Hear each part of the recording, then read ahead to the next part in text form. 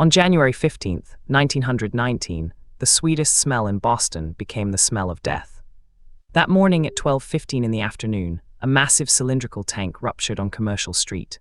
What spilled out wasn't what you'd expect from a disaster of this scale. It was molasses, thick, golden industrial molasses, 2,300,000 pounds of it, moving at 35 miles per hour down the street like a tsunami made of candy.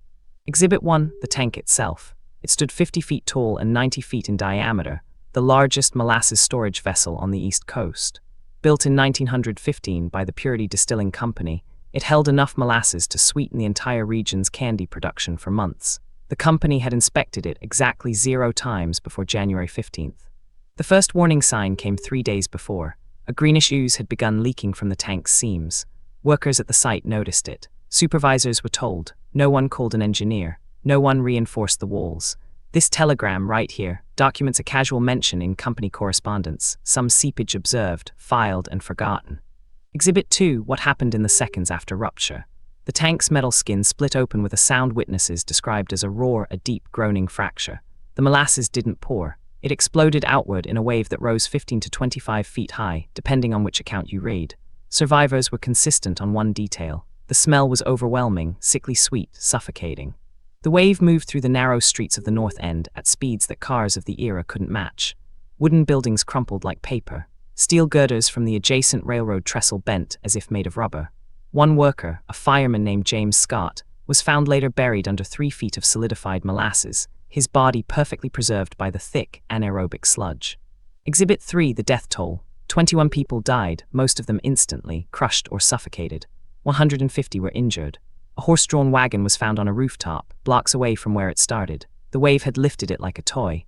We have photographs from the archives showing workers wading through what looks like quicksand, rescuing survivors from the sticky mass that had begun to harden and trap people in place. The smell lingered for months. People who survived the flood reported that the stench of molasses, fermented, rotten, haunted the neighborhood for years. Come summer, the temperature would rise, and the smell would return with it.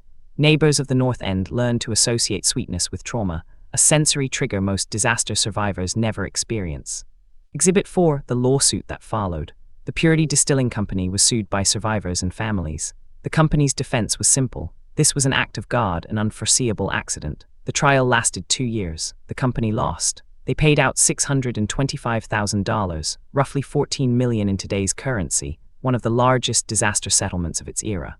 But here's what most people miss about this disaster. It wasn't random negligence. It was systemic. The tank had been built with a design flaw. The walls weren't thick enough for the pressure the molasses exerted. The company knew this. They'd been told by engineers that the structure was borderline unsafe. They chose to operate it anyway because molasses was cheap and profit margins were tight.